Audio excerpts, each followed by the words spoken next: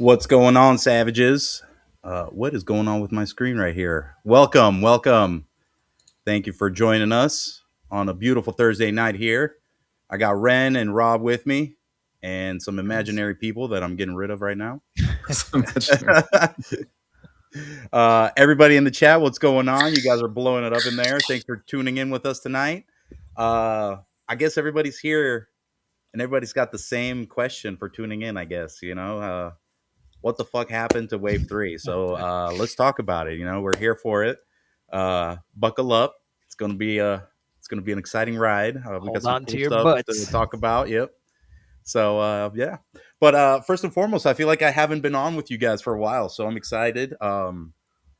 Nice to It's see been you like guys. what, 2 weeks since we were It's on? 2 weeks too long, Rob. All right. Okay, all right, fair enough. Fair enough. Fair enough. But always a pleasure seeing you guys and getting to hang out for a little bit. So I'm gonna go through the comments here, see what's going on. But Ran, what have you been up to? Surviving. I'm amazed I'm still awake right now. Oh, and I got a letter in the mail. My dream come true. Very sarcastically spoken. Jury duty. So we'll Ooh, see. We'll see if that ends up happening or not. that's always fun. That's always fun. Yeah. Rob, what do you got going on? No jury summons so far, at least that I'm aware of. I do have a bad habit of not checking my mail, so there could be one there from like 2 months ago. But oh man, I've been getting ready for this trip out to Vegas and LA, and then the end of the month. And we're also right in the middle of it with Collegiate Legends on getting the last bit of approvals that we need. So that's always a process. It's like wrangling rabbits, I think is probably the best expression. Nice. Well, yeah. Nobody asked, but I'll let you guys know anyways. I got nothing going on other than work and the kids myself. So it sounds like you guys have way more exciting stuff going on than I do. But what's up? We got Nikki in the chat. We got Tone here. Oh, I think. Look who's even here right now. We got Matt. Matt's in here. Always Nice. good. I was not eating a gyro, sir. A gyro. You don't even, you say it gyro too? What is this? What is wrong with you? Gyro. There we go. I mean, you're Greek. What is the deal? Awesome. Thank you guys. Thank you guys so much for tuning in. Yeah, let's get this started. So Wave 3, for those that aren't familiar with Wave 3, that was something that we had with the original Kickstarter when we debuted the line and launched the Kickstarter. It was the Piranoids, our fish guys that we had there, along with the Harbinger of the Abyss, one of our main baddies. And people were able to get figures from that during the Kickstarter. Eventually, a little further down the line, we opened a pre-order on that as well. So we're here to kind of talk about the process, what's been going on, how we are kind of growing as a toy company, learning as we kind of going along here. So we'll talk about all that fun stuff. So let me bring up, I guess we can bring up Rob, would you prefer the timeline from the website first, or you want to bring up the figure in whole timeline? Well, I think we should. Yeah, I mean, you can bring it up. But Okay. Give me a chance just to talk about. Yeah, of course. Take it away. We first announced the line.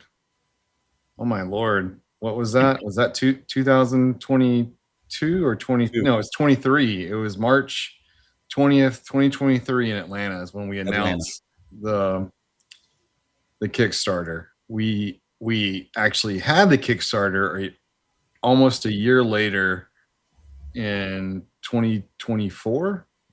Is that right? Or am I getting my dates wrong? Yep. Let's see. Here, I'll bring up this one first. Yeah, thank you. So that Kickstarter, as you pointed out, had 3 waves in it, and we were very clear in our communication that we were going to do that Kickstarter in waves, i.e., to sort of help facilitate getting the stuff out instead of waiting till the end and shipping all of the SKUs in that Kickstarter. And so we had 3 different waves, which I think encompassed 24 SKUs approximately. I want to say it was about four character packs and about 20 different figures, I believe, between everything. We delivered wave 1 approximately 1 year and 1 month after the Kickstarter ended, which we were pretty happy about. It was still not as fast as we had anticipated or wanted. We thought we were way ahead of the curve in terms of our planning. And during that year, we made the decision to not put up the pre-order for wave 2 until everybody had wave 1 in hand. Yeah. I actually, sorry to interrupt, Rob. I remember that was a very something that we kind of were driving home to people was, that we weren't going to open that up until, because we thought that, it was only fair for people to actually get something in their hands, to feel the figure, get a feel for it, how, play with it around a little bit. So, it was something that we definitely put a lot of thought and effort into. So I'm sorry to interrupt you, Rob. No, you're good. So looking at that, so essentially wave 2 came out in June of 2025, almost about 11 months ago.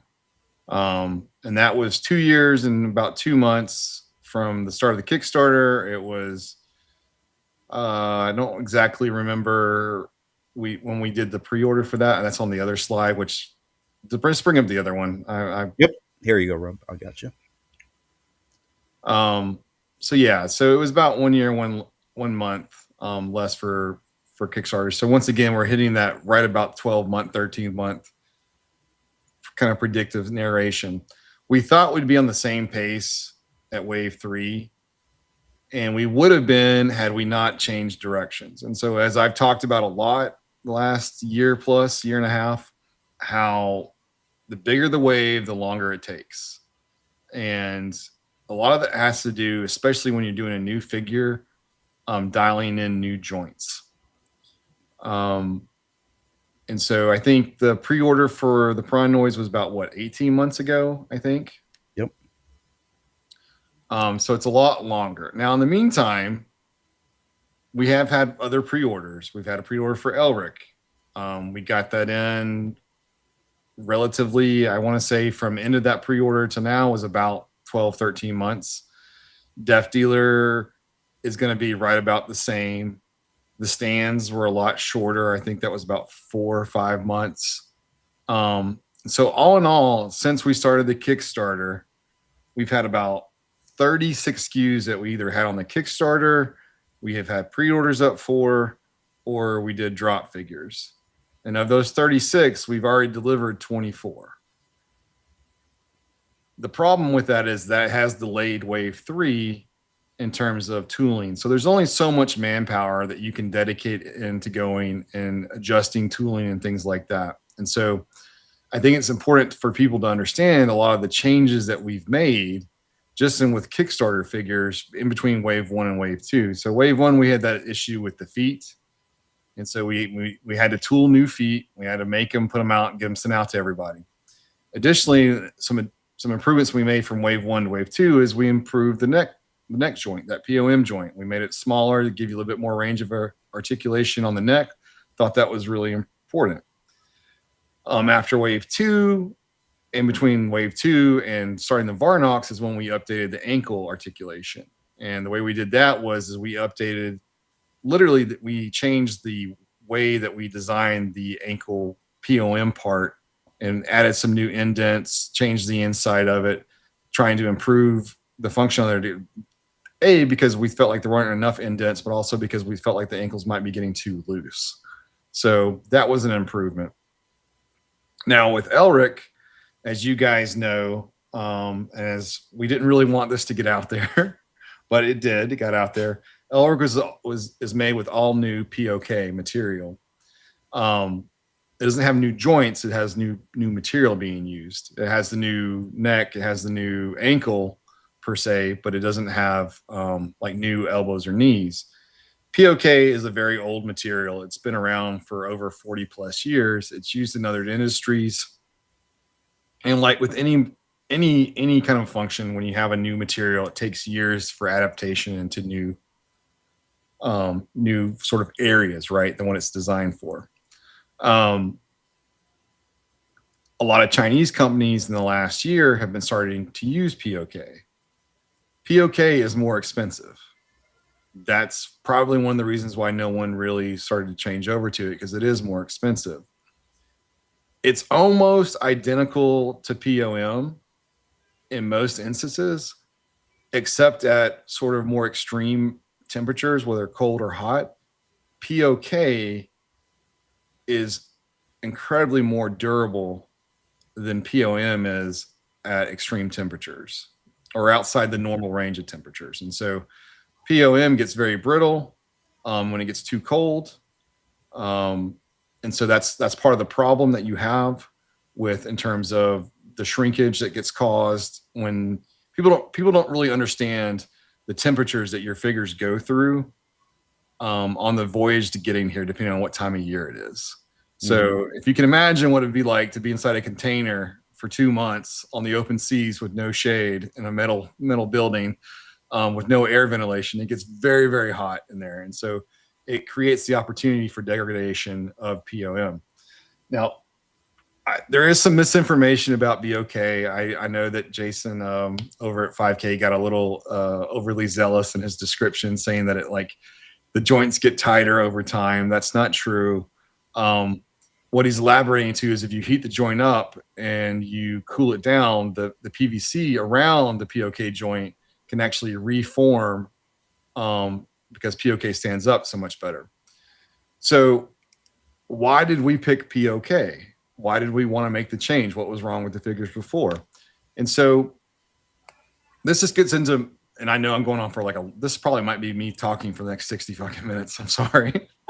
We're here for it. Yeah. So essentially, when you have joints, if you take a figure out of the package and it's really smooth, there's only two possibilities. Either it doesn't have indents or someone worked the joint before they put it in there. So that's what we were doing at the factory. They literally had to move each knee twice before they put it in. I actually showed a video one time. You could see them moving the joints to make sure that they would still can move.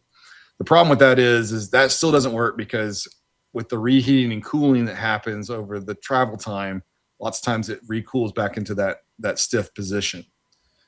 If it's really loose out of the package or can move really smoothly, usually that means in a year or two of you playing with your figures, it's not going to be able to stand. And that's a problem for me as a collector, because I like to hold on to my toys. I want them to stand up for years. And so that's why we go with indents, because we think it really works. Now, I know some people think that a premium figure shouldn't have indents. I've never really thought of our figures as what I would consider premium. I always thought of those like over $100 kind of thing, but even those have ratchet joints. But getting back to why we chose POK is this is a sample. This is, and you guys have seen this. Anybody close to me has seen this, because I've done this test to show the durability of it. But essentially, we didn't really want to tell people that we had switched over to POK, because people go looking for problems. And we didn't really want them to, and I don't really want you doing this to your figures, but you can do it. So this is why we chose POK. And you can see the black parts of the new joints. Dear God. Oh, man. This hurts us more than it hurts the plastic, guys. So yeah, still works. Wow. It's not a trick. And you guys know that you can actually tear the PVC before the POK will give out. Yep. So yeah, that's why we changed to it. So it's a great material. We're really happy about it. But those are sort of the improvements that we've been making over the time. In a very short time. We're talking about 2 years' time. So having said that, I think the problem that most people run into is everyone's really excited for Wave 3 because of the subject matter, the hardcore fans. There's not a lot of things out out there like Piranoids to collect. So I completely understand it. I think the hardest thing for people are the people that only ordered from Wave 3 and haven't ordered anything else from us. For them, it's a really long wait because they haven't gotten anything, and they're from their perspective. And I can understand that, I can relate to that. That's only like 4 or 5 people though, over the couple thousand of fans that we have as a core base. So I think that's pretty good overall. But I also think that people need to consider the idea that, considering what we offered in the Kickstarter and what you're finally going to get with your Wave 3, looking at it from the standpoint of you're getting cards. You didn't know you were getting cards. You're getting blind bag weapons in Wave 3. You didn't know you were getting blind bag weapons. Blind bag loot bags. You didn't know that you were getting blind bag loot bags. You didn't know till right now that Piranoids come with an extra set of feet. So you'll have flat, non-articulated feet in terms of the toes, and then you'll get a set of feet that have a new steel pin in them that we're trying out to see if that will help a little bit with the toe articulation.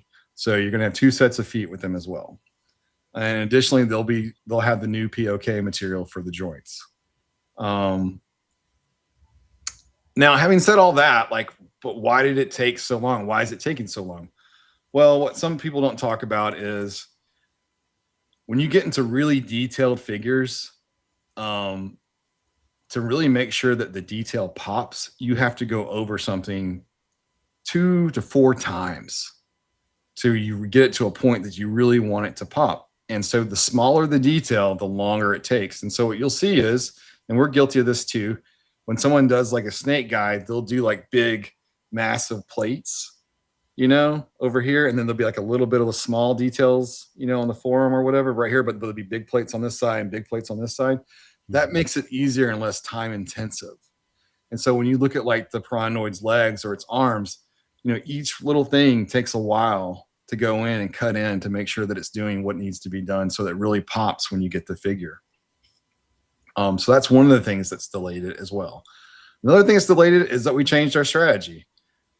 We wanted to see how people responded to the drop figures. We wanted to see how people responded to getting things in hand, and that was really important to us. And so what you guys don't see is that in 2027, our unofficial goal is to have a drop every single month. And so if people actually saw the mountain of tooling that we have at our warehouse, it's quite scary. It's very impressive to me that we took up that much steel, but it's pretty awesome, I would say. But overall, it's because behind the scenes, we've been shifting the strategy, trying to improve it so that we get things out faster. I can tell you that we have been getting production at the factory out quicker because of some of our changes. Some of our delays have been in soft goods, which is a whole nother thing that we're learning as well. And our factory has done things to help us improve. Like they brought in a Sifu, a master on tooling that they bring in part-time, who actually will make adjustments to the toolings on site. Previously, when you wanted something changed with the tooling, you had to send it back to the tooling factory to get the changes made. Then they would send it back, and then you would retest it. That doesn't happen in a day. That takes like weeks and months to get. So that's sort of the, just trying to give you some feedback or insight into like why things are the way they are. It's not some malicious plan or, guys, trust me, we would all be really damn happy if Wave 3 was already out. We'd be thrilled.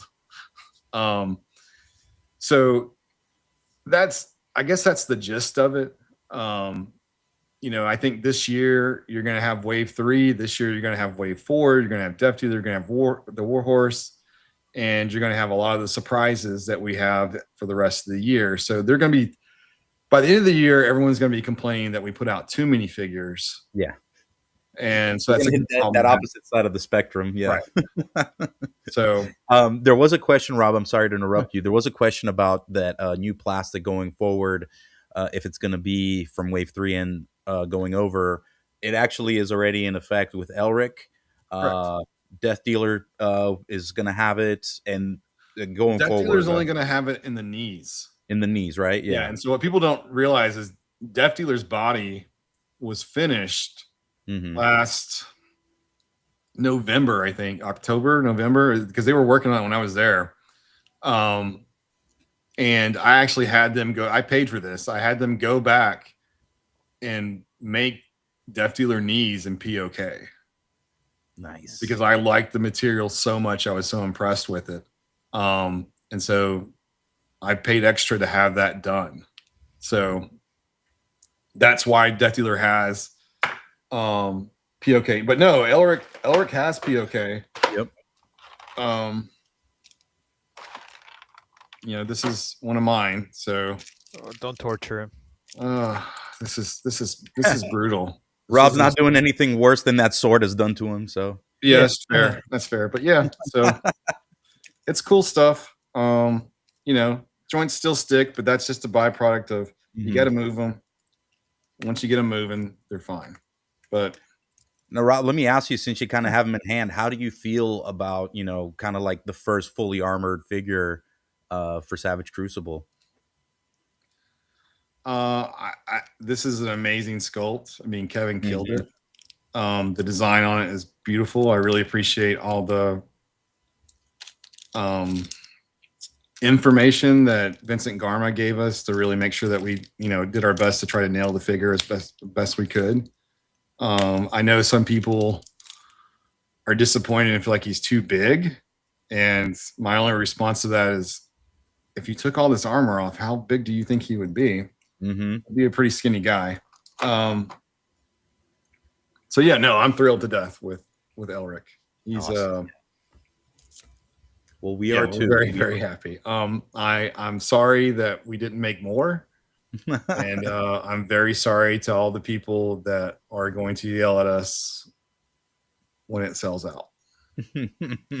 So yeah, we you know, I am quite surprised with the popularity, you know, and a lot of people, you know, it's actually really nice to see how many people are actually interested to find out more about the character, having seen the figure. So I really like the fact that they are dedicating time to learning about the character as well. So I love that. It's like, I don't know what the percentages are, but what I really love is that you have half, and I'm just making up a number, 50% of the people are excited to get this character, right, that they've loved since they were teenagers. And then the other half are just excited to learn about this new character. They're like, they had no idea, you know, and it goes back to like, you didn't know the Targaryens from House of the Dragon or right.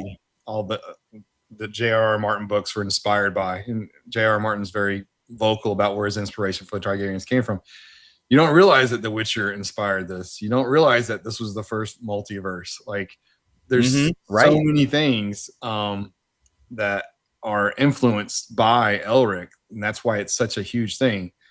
And it goes back to like, there's some solid roots that get ignored in sword and sorcery. Going back to our Fritz Liebert conversation, you know, he's the guy that actually coined the term. And most people don't know that. And so there's a lot of people that we should really be giving a little bit of homage to or paying homage to that really helped us bring this along. So that's what I'm really the most excited about this coming up year. 100%. Is getting all these like core fantasy figures out there. Right.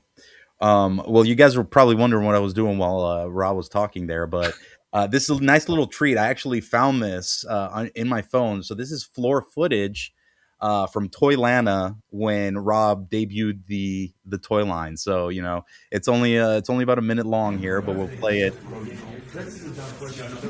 See, you know, these are just, you know, 3D prints here. So, you know. Okay.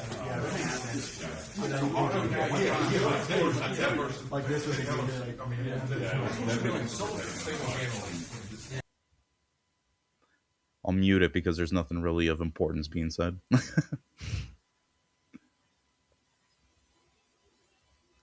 This is so crazy to see all the changes that I can see that we made. I know, right?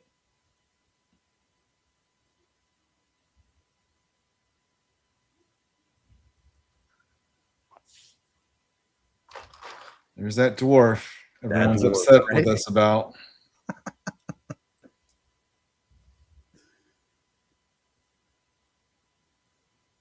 So good stuff, man. So it's nice to see, from where it started to where we kind of are now. So awesome, man. So It's we can great. bring up the timeline too, to kind of show off, what we've done so far within the year. So you can see that we have, some drop figures for upcoming conventions right there. Wave three is in its due slot, as you can see. And then, you got your wave four, Death Dealer's Horse. Like we've always said, sprinkled in there are all sorts of nice goodies. Uh, and then, I know we've talked about drop figures this year and how we've been doing drop figures. There's been a little bit of confusion with some people thinking that those are like con exclusives, but we haven't done a con exclusive. They are drop figures, but there will be a con exclusive at one of these conventions, Rob, correct? Yes, we will have a true exclusive at Titans, and we'll have a true exclusive at Toy Unity. In addition to both shows, will have a drop figure as well. Um, so exclusive figures are really hard to pull off, like true exclusives, because you want to make it cool enough to buy, but you don't want to make it so cool that everyone has to have it because they're going to get upset that they can't actually get it, right? So that's where obviously that's where it comes into, like in terms of like variants and things like that. So I think we got a pretty good balance for that on what we're going to do. I think people are going to be happy with it. So ironically, most people probably don't realize that you can go to the websites right now to Titans and to Toy Unity and go ahead and secure your exclusive, which will be pretty much about the only way you're going to be able to get an exclusive. So, if you plan on coming to the Titans or you plan on coming to Toy Unity, I wouldn't wait because those are limited. So that it'll be interesting. It'll be really interesting. Let's see. Only thing else I can say about the schedule is when we get new information, we'll update it. I know everyone's waiting for us to do the announcement that Death Dealer's on the water. Most people don't know that in China, all the factories are shut down this week. It's a national holiday. So not a holiday, it's a national holiday week. And so Death Dealer didn't make it out the door on Friday. I'm hoping by the end of next week, but we'll see. We made some alterations. The chainmail in the front was a little too long, and we definitely wanted it shortened, and so we did that, and they were able to turn that around in just a couple of weeks. So I was very happy about that. I've got one sample back here, so we're really, really happy with it. I hope you guys will be too, and I know everyone's anxious to get that in hands. So Yes. Ren, is this is pretty updated, correct? Everything is This is the latest. Yep. the latest, right? Yep. Correct. This So, is as of April 4th, I believe. yeah, guys, definitely can't stress it enough. Go to the website, take advantage of Ren's hard work that he's put into that, to kind of know exactly what's going on. So awesome, guys. So like you just hear, let's go back to Wave 3. Let's tell yeah, I was just about to loop it around here. So we got some goodies to show you. As Rob was saying, it's a delay, but that does not mean it has not been worked on. So we can bring up some images here to kind of see the figures in their test state. And these are just test shots. These are mold injected parts that they're testing out. Then I can tell you on all of these that we're going to show, the legs are actually from the Lemurian. They're not from the Pranoids, but the arms are Pranoids, the torso, the armor, all that jazz. So, yeah, really nice. So get to see. So is that some of the translucent plastic there on that torso, Rob, or that is translucent. It's not. I don't know if that's supposed it's to be not one of the translucents. Sometimes lots of times with test shots, they're just using whatever plastics in the machine. right? So Nice.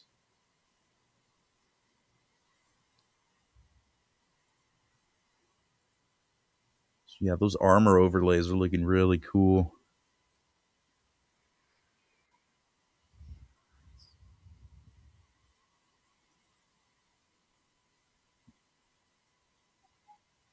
So I believe that is Wave 4 armor that he's wearing there, correct?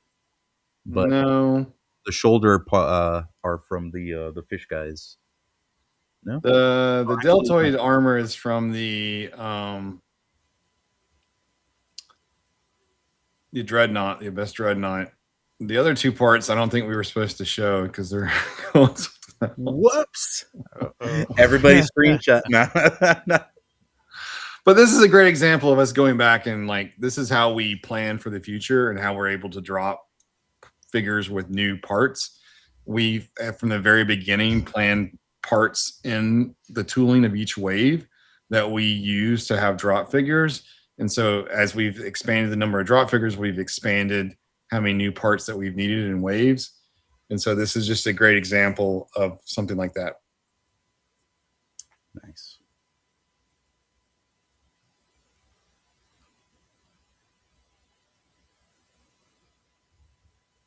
Man, I'm really excited for those finned forearms and shins and stuff. Really cool design. Yeah, and like I think what people don't like, this is a great example to talk about. If you look down at his left calf on his shin, you can see some flashing right there, and that's a great example where in the tooling something needs to be fixed. And so that's like these are the things that they're looking at when they look at these test shots. And so you get a test shot and you're like, oh, that's done. No, that's not how that works. You get a test shot and you're like, that's when you start fine tuning things to make sure that it goes together really well. Right.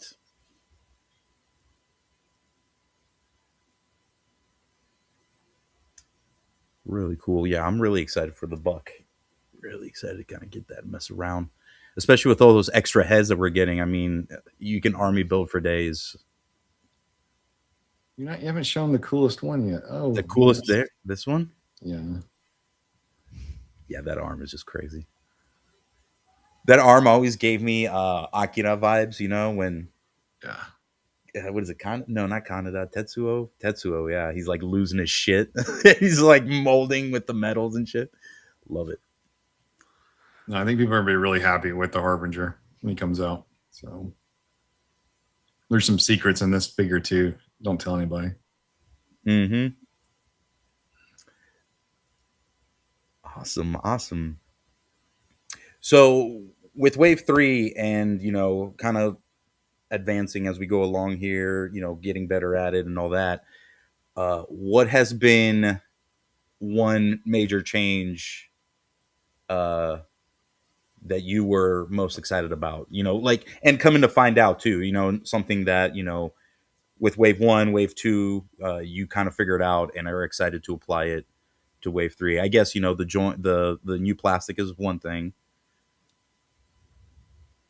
Yeah, I mean, everything we've learned at this point, from the joints to trying the POM material, learning how fans react in terms of demand curves on stuff. Like, one of the things that I think people really enjoy about like Naraka and Brynjar and Elrich is them being the only figure and you being able to really enjoy it. I think that for me personally, when I look at collecting and buying an action figure, I want the experience of opening the package to be so much fun, to be exciting.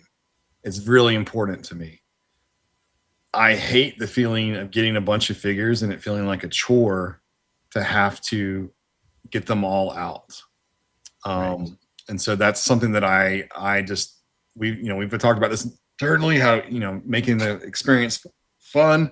And that's really important to us. So I think just taking all those elements and getting them together with Wave 3, that's really the most important aspect for me, or the one that I'm looking forward to the most. Nice. Ren, did you originally from the Kickstarter, did you get any Wave 3 or did you wait? Yeah, you did, right? No, I went all in from the Kickstarter. I went ahead and did. Yeah, I did I think the original package was like Wave 1 and Wave 2, and then the Wave 3 was an add-on. I don't know if there was like a selection for all three waves. Yeah, I don't think there was. Yeah. It was a Wave 1. But I went all in, and I don't remember if I got some extras. But then once the pre-order opened up, I definitely ordered more once we saw the extra heads. Nice. Yes. Yeah, those extra heads were. I had to jump in and get a couple more, slates and savages. So I'm just gonna do a quick run through the chat here, see if we had any questions that I might have missed. We have Sean saying, so the chart says Q2 ship for wave 3. What is the correct time frame? That, like we said, if you look at that, it is as up to date as it can possibly be. So make sure you check that out on the website. Are Piranoids minions of Harbinger? Some are.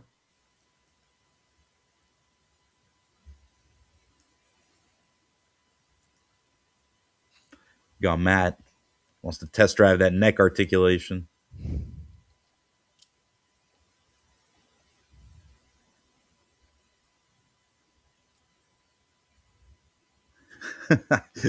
That's why I asked him a question there, Ryan. He's saying, No, you can tell that we're tired. Like everyone on this show's got I really know, low right? energy. It's late. Yeah. Pretty sure Ren just got home 20 minutes prior to jumping on the stream. Yeah, just trooping it. I do want to address a question because I also saw an order come in. Someone asked, I think, how do you get the exclusives? I don't know if the question was directed towards Titans or Toy Unity, but it's going to be the same. So when you go to the website, there are VIP tickets that. Let's pull it up. Let's just walk through it. It may as well, because someone I just saw an order come in and they tried to order the item by itself. I just want to explain what's going on. Give me a second here.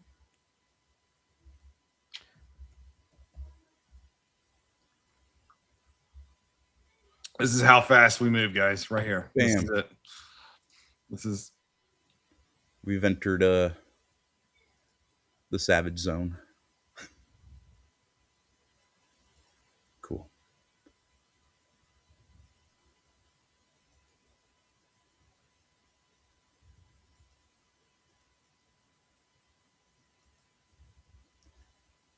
Can you guys see the website?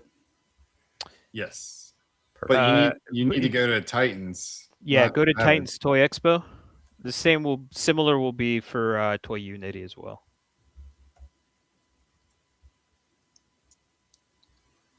Go up to tickets.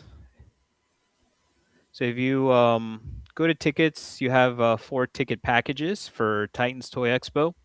The one that folks are asking for are the ones that come with the exclusive figure. So that's our VIP access. That gets you in Friday, Saturday, the complete hours, and the base ticket package allows you to choose an exclusive figure either from Savage Crucible or Action Force. Valaverse, actually, because I'm not sure if it's going to be Action Force necessarily.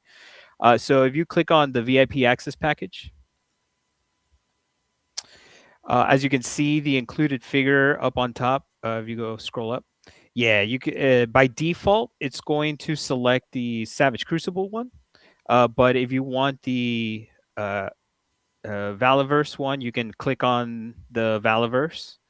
And then you can do an add-on figure. So the base price is $85, which gets you your access pass and the exclusive figure, but you can do an add-on, and the add-on allows you to add the alternate figure. So if you're getting the Valaverse one, you can pick the Savage Crucible as the add-on, or vice versa. You can't get like 2 of each, like 2 Valaverse or 2 Savage Crucible, and that will bring up the price to $125.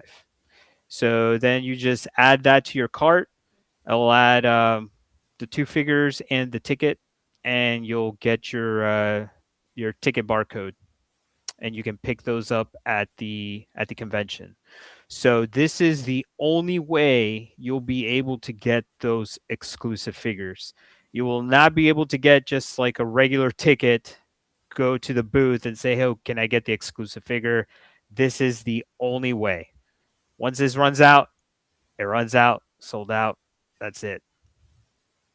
So be sure when you do order your items be sure that these figures are being added to your cart. Yeah, good point. Very nice, guys. There you go. Nice breakdown on that.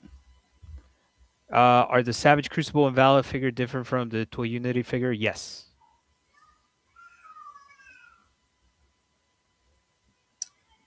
Let's see. And I just saw that question. Can you clarify the process of getting the exclusives? Ryan wants to know, Ren, can you remind us your backer number again? Backer number 1, baby. Don't forget it. We got Justin, a dwarf still coming. Yes.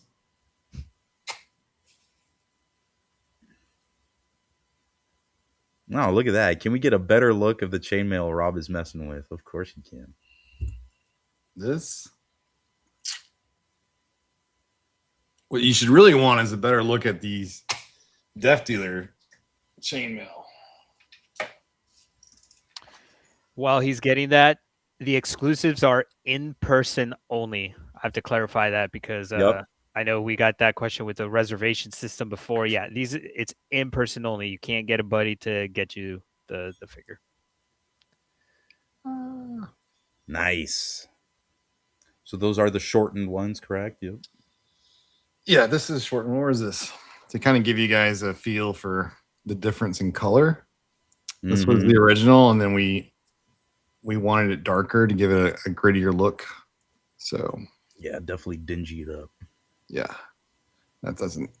And honestly, this looks way brighter on the camera than it really is. It's actually much darker. It's only when you compare it that you can actually understand the difference in the color. Yeah. Nope. Very happy. I know that most people that watch one of our other casts or whatever, we did some cool things with Death Dealer.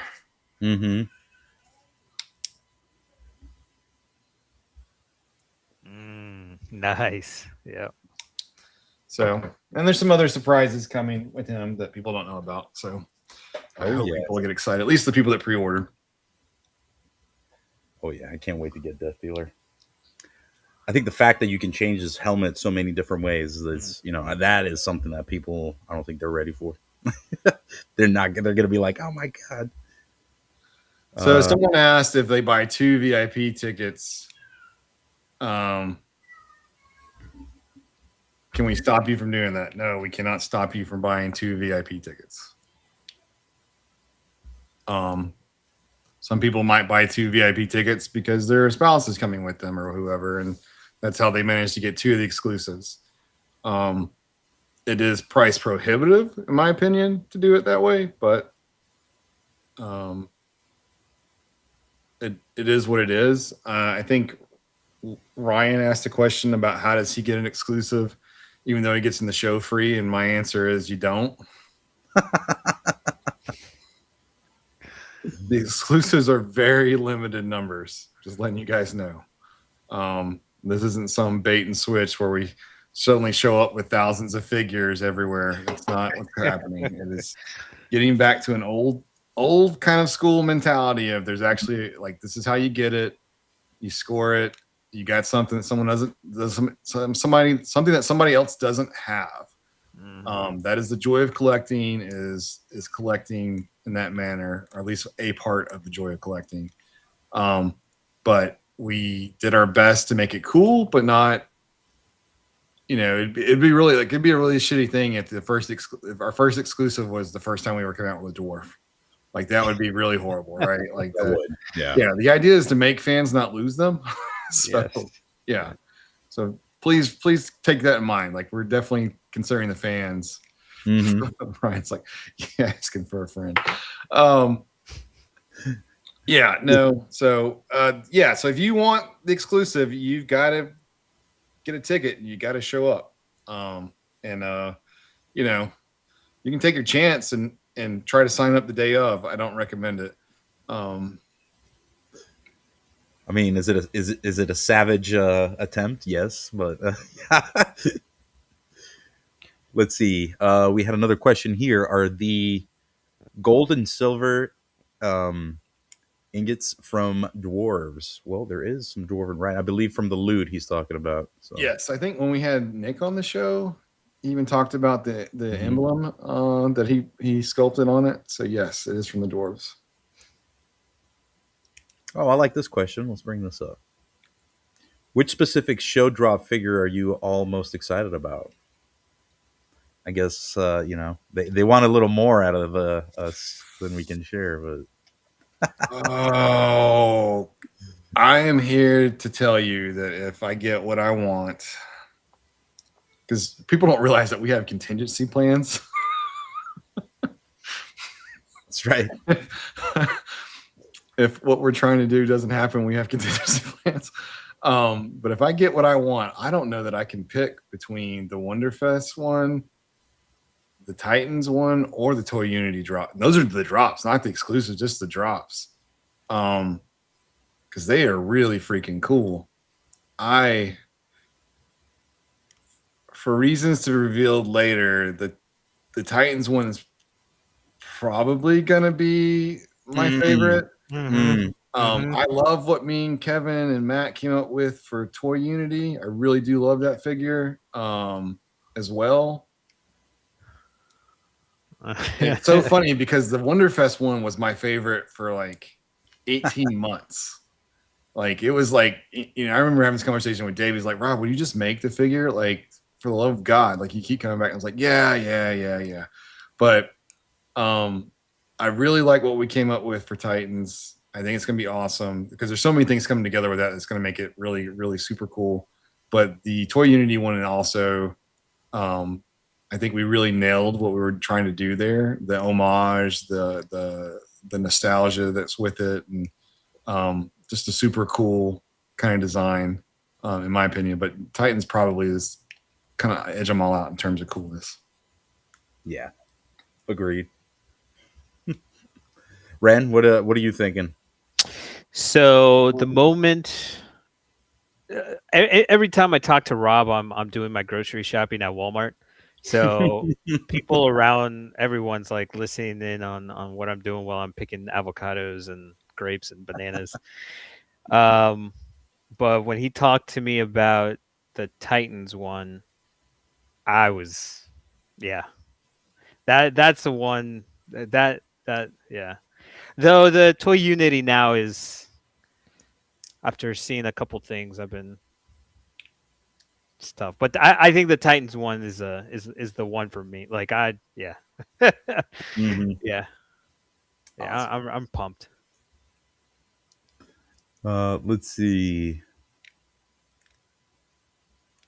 Oh, I guess Frankie wasn't aware of some of the surprises with Death Dealer either. What? No. Don't even try that jazz with me. Well, maybe.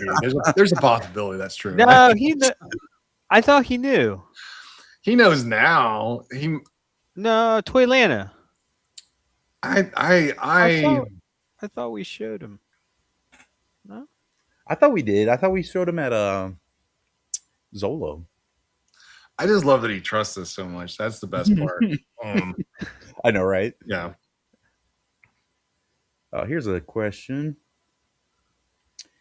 Any chance of building armor sets having reinforcements like some additional appendage, something like Carnage as extra, Mystic Arms, or a Bloody Claw? Oh, I didn't tell him about the black light eyes. Well, is that what he didn't know? Yeah. Well, truth be told, I didn't know We that. didn't He know. sent me the sample. Yeah. So I found that on the stream actually when you did that. yeah. That's the great thing about working with Dave and Alex and the factory is they'll do things like they love toys and they really, really love making cool stuff. And so that's something that they really focus on is they want things to be really awesome. And so if you give them a little bit of space to work in, you're generally very happy with ideas that they come back with. So when we were really fooling around with the UV lights because of everything we saw at Shanghai, it was pretty cool. So yeah, that's one of those little extra surprises. I thought he was talking about the extra pack and stuff, and I was like, no, we That's talked. what I thought too. Yeah. I was like, I thought we showed it, but Lizard football players would be pretty great. Not gonna lie. No current plans for Lizard football players. What about any plans to do any mermaids or siren figures? Us, yeah, anything in the sea is certainly an option. Yep. We definitely feel a lot of pressure to get to females. Not as much pressure as the dwarves fans are putting on us, but there's a lot Or of the pressure. Mothman fans. The Mothman. They're relentless. There's only 3. There's 2 on this cast, and there's 1 in the. No, I'm kidding. There's Mothman would be awesome. Oh, we got Saturday morning. Hi, gents. I've seen 3 different blonde bag axes. No spoilers, but are there more variants? I don't think there's 3. I'm pretty certain there's not 3. Mark. Yeah, I think it's just the lighting that you might have saw one in. But a lot of that will be revealed towards the end of the month. So we wanted to see how we're going to try it a different way on our next drop. It's kind of the same thing, but quasi different. We're going to try the information a little bit different. We're going to give people the information from the get-go and then see how they respond to it, and kind of go from there. So that's it. Feedback's going to be really important on this next drop, which we haven't announced yet because we're not certain that it will be here in time or not, but fingers crossed. Yep. But it's really cool. It's not that cool. I mean, it's cool. Don't get me wrong. It's awesome. But it's not like I feel like some people might be disappointed, but other people are gonna be like super excited. It's one of those like for some people it's really gonna hit, and for other people it's gonna be like, yeah, it's okay. And I'm okay with that. Like because you can't make everybody happy all the time. So I don't stress over that. I stress more about the delivery and making it fun than anything else. And then at the end of the day, it's all about what I want in my collection. And the answer is yes. So that's really where this next drop is coming from. But we wanted to try how we disseminate the information specifically about this drop since it's so different and how we do things. That I think Ren knocked it out of the park. And I'm excited to see how people respond to it. So, and I mean, the paints on those are just amazing. Nikki killed it. Alex killed it. And I mean, and it's all because Kevin did an amazing job on the sculpt to begin with. So I think it'll make most people happy. And we're excited. Let's see. We had a question here. Bring this one up. As far as licenses that you've already obtained or approached, let me read it because I can't read it too good on that screen. Or are there are there all literary or art based, or are there movies, television shows, video games, or other media that you've shown interest in? Licenses that I currently have are all literary based. Of licenses that we have open proposals on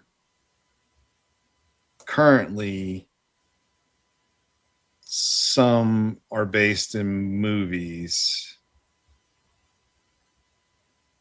I'm trying to think if there's ever been a show. Now I currently have 2 proposals sitting out there.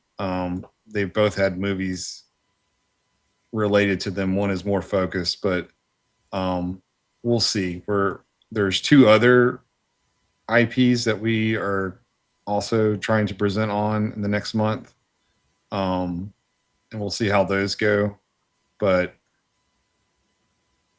the heart of your question is are our IPs always going to be literary? And the answer is no. There are other characters that we have interest in that are very much based in movies and things like that. So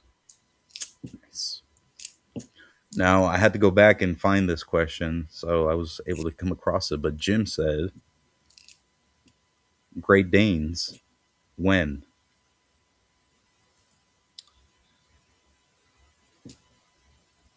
not soon enough is the answer. I think we do have an update, image-wise, to show you guys on the Great Dane. Do we? We do. Oh, you talk about this. So these are check models, and it's for the people in the back that may not know. The check model is basically a 3D print of a sculpt, and you do that because you have a pretty good idea of how the texture is going to come out in a mold process. And what most people don't know is at least in our molding process, you use 3D prints to develop the mold. You can do molds, certain soft molds with water where you don't have to do it that way. It machine cuts it, but the detail and some of the limitations of that make it not ideal for our figures. So, but yes, this is a test shot of the Great Dane in armor, and we're pretty excited. Everyone knows that I love Great Danes, and yeah, so we're working on it. We're getting close. Man, this is amazing. I love it. Very, very happy to be the first person to ever put a Battle Dane out there. Battle Danes. We need one of those AI songs. I think we have one more picture or two. Yes, more. we do. I was kind of letting people soak this one in, but here we go, guys. Check this one out right here. Yeah, this one I try not to. So this is Alex. This is a paint master that Alex was working on. He was basing it off of one of my Great Danes. This is Carter. He's one of my champion Great Danes, and he has a complex brindle pattern. There's only one minor change I asked Alex to do, which this is just one image. Like the head's changed a little bit. Like he'll have a black mask and his nose will be black and sort of wet. But love this. I know Nikki's excited to do her version of one as well. So we're excited. I love Great Danes. I love companion animals, and we're certainly not going to stop here. So I think people are going to be pleasantly surprised with a lot of the things that we're bringing out. So awesome. Yeah, just simply amazing. I showed this to my wife and she went nuts. She's not a toy person, obviously, but she's a dog person, and she loved this one. It's funny because I always wanted a Great Dane as a dog, but my parents were like, we can't have a Great Dane in the house. I mean, so their tails kind of suck for small spaces because they'll knock things, they'll send drinks flying across the table or whatever. But for the most part, they're just couch potatoes. They like to sit down, curl up, and whatever. And so bless them. That's the hardest part about Danes is they don't live. That's a long time. So like Carter was relatively young. My oldest, Mina, who I lost a couple years back, she was almost 12 when she died, she was ancient on Great Dane standards. Most Danes, their average lifespan is only 8 or 9 years. And so they have so much personality. And I mean, most dogs do, right? And so like, it's so heartbreaking. That's the only drawback to them, from my perspective. So I guess I'm selfish. I'd rather something outlive me. Yeah, right. So that they have to live through the heartache, not me. Yeah. There was, I'm trying to remember because I was fascinated when I was younger about it. I think it was like George who owned the Guinness Book of World Records for the biggest Great Dane, like, or something like that, and you'd see it. Like, I think they said they'd feed him like full on rotisserie chickens, like I forgot how big they said he was, but he was literally like sitting on the couch and his paws were like touching the ground, so it's just amazing to see. Man, I gotta find that picture. Let me see if I can find this picture. So people don't like, you see. I'm sorry, this is just me being bougie or whatever, but like, you see people say, like, my thing is when I would take my Danes out, people would be like, my friend has a Great Dane, but he doesn't look like that, and you're like, okay. Let me see if I can share my screen.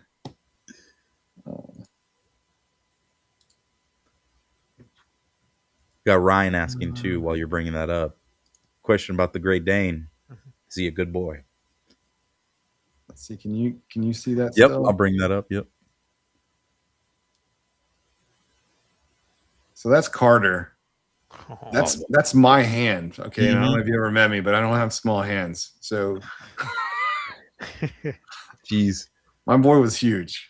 I love how he's just taking up the couch too. He's taking up like 2/3 of that couch right there. Yeah. Like his paws were as big as my fists. Like that's wow. Yeah.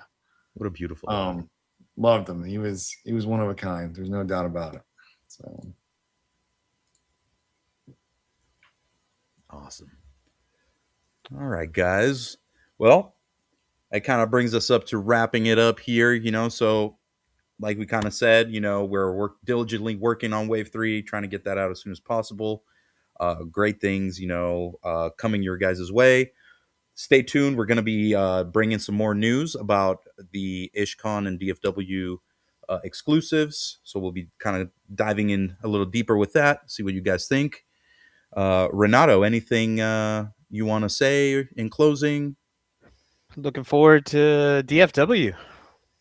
I'm definitely looking forward to seeing everyone else or everyone who's going to DFW. Yeah, it'll be fun. I'm excited. I'm excited for you guys. I expect a lot of pictures of those World War II Valor figures. Yeah. You know, I'm excited to see that stuff. So send me some photos, please. Yeah, for sure. Rob, anything else that you want to add in closing?